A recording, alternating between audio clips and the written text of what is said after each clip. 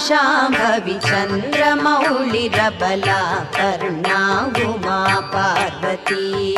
काली हैमवती शिवा त्रिनयनी कात्यायनी भैरवी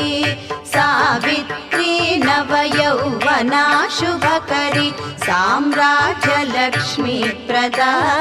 चित्रूपी परदेवता भगवती श्रीराजराजेश्वरी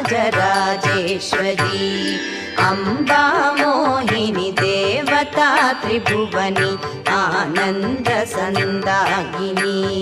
वाणी पल्लव पाणि वेणुमुरळी गानप्रिया लोलिनी कल्याणी बुडुराजबिम्बवदना धूम्राक्षसंहारिणी चित्रूपी परदेवता